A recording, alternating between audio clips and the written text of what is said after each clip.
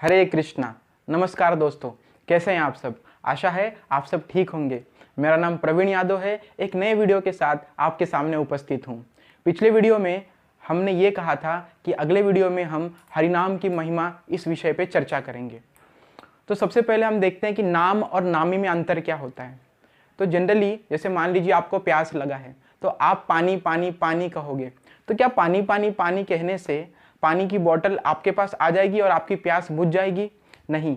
लेकिन यदि हम भगवान का नाम हम कृष्ण कृष्ण कृष्ण कहे तो कृष्ण जो भगवान का नाम है और जो भगवान स्वयं कृष्ण है, इसमें कोई अंतर नहीं है। इसे कहते हैं नाम और नामी में कोई अंतर नहीं है।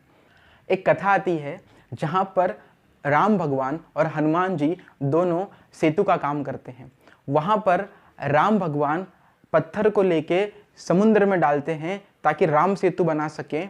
उसी के साथ हनुमान जी भी उनके साथ उपस्थित थे। तो हनुमान जी क्या करते थे कि जो पत्थर है उसके ऊपर भगवान का नाम राम लिख लिख कर वहाँ पर भेजते थे और पत्थर तैरने लग जाता था। और उसी प्रकार राम भगवान बिना कुछ लिखे उसको समुद्र में डाल देते थे। तो राम भगवान ने हनुमान जी को पूछा कि मैं जो पत्थर डालता हूँ समुद्र में वो तो डूब जाता है, लेकिन आप जो कुछ नाम लिखते हैं तो वो तो तैरने लग जाता है। तो हनुमान जी इस पे कहते हैं कि भगवान, जिसको आपने छोड़ दिया उसको तो डूबना ही है, और जहाँ पर राम भगवान आपका नाम आ जाए तो उसका तो नैया पार होना ही है। तो ये उदाहरण से हम समझ सकते हैं कि भगवान का नाम कितना स्पेशल है, कितना इंपॉर्टेंस है। ठीक है। उसी के साथ हम देखते हैं कि अजामिल के जीवन में, अजामिल एक ऐसा भक्त था जो ब्राह्मण फैमिली में पैदा हुआ और लगभग 10-12 साल तक उन्होंने भगवान की अच्छी तरह से सेवा किया। उसके बाद उनका जो संग है कुछ समय के लिए वेश्याओं के साथ हो गया। उसके बाद उनका मन थोड़ा सा, उनके मन में भी काम, क्रोध, मत्सर, अहंकार, द्वेष आ गया और वो इस चीज में पूरी तरह से डूब गए। लेकिन अंत समय में उन्होंने अपने बेटे का नाम नारायण रखा था। तो अंत समय में वो आसक्ति से अपने बेटे को पुकार रहे थे कि नारायण नारायण नारायण। और जब उन्होंने अपना शरीर छोड़ा तो आप जानकर आश्चर्यचकित रह जाएंगे कि विष्णु दूत और यमदूत इनके बीच में झगड़ा हुआ कि वह भगवत धाम जाएगा कि नहीं जाएगा। तो आखिर में विष्णुदूत जीत गए और वो भगवत धाम गए। फिर हम देखते हैं कि शिशुपाल के जीवन में, शिशुपाल भी भगवान से बहुत ही ज्यादा नफरत करते थे और भगवान को गाली देते थे। तो आप देखिए कि चाहे भगवान का नाम आप प्यार से लीजिए, गुस्से से लीजिए, झगड़े से लीजिए, कैसा भी लीजिए, है ना, यदि आप भगवान का नाम जप रहे हैं तो भगवान उसको पॉजिटिव वे में लेते हैं। और आपने भगवान का नाम जपा, इस प्रकार भगवान का नाम लिया आपने, इस प्रकार से उसको ग्रहित धरते हैं। तो जनरली हम देखते हैं कि 4 युग होते हैं। ठीक है। पहला सतयुग, उसके बाद त्रेता युग, द्वापर युग और कलयुग। तो हमारे जीवन का उद्देश्य है कि हमें मोक्ष प्राप्त करना है, हमें भगवत धाम जाना है। तो सतयुग में यदि आपको मोक्ष प्राप्त करना था तो आपको कैसा करना, आपको ध्यान धारणा करके, बहुत सारी तपस्या करके आपको भगवत धाम जाना होता। यदि आप त्रेता युग में आते हैं तो आपको क्या करना पड़ता, आपको बड़े बड़े यज्ञ परफॉर्म करने पड़ते, उसके लिए प्योर सामग्रियां जरूरी होती थी।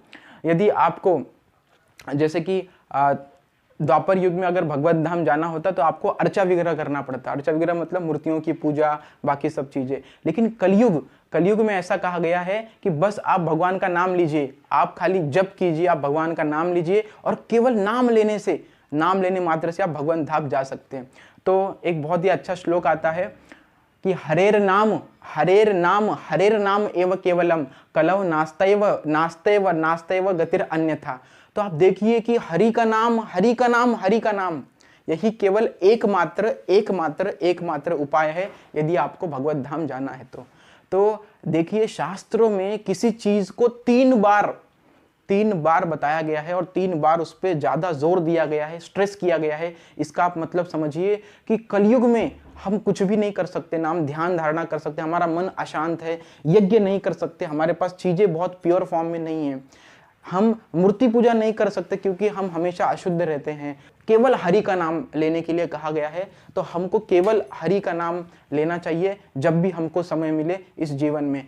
आप मत सोचिए कि जब मैं पवित्र होऊंगा तब मैं हरि नाम लूंगा। हरि नाम में इतनी ताकत है कि हरि नाम आप लोगे तो धीरे धीरे आप पवित्र हो जाओगे। तो मैं आपसे यही प्रार्थना करूंगा कि इस जीवन को सफल बनाना है आपको, तो आप भगवान का नाम जपिए और भगवान का मंत्र मेडिटेशन कीजिए और आप जोड़ से अपने हृदय में हमेशा जब भी समय मिले हरे कृष्णा कृष्णा कृष्णा हरे हरे, हरे राम राम राम हरे हरे। तो chant Hare Krishna and be happy. Hare Krishna.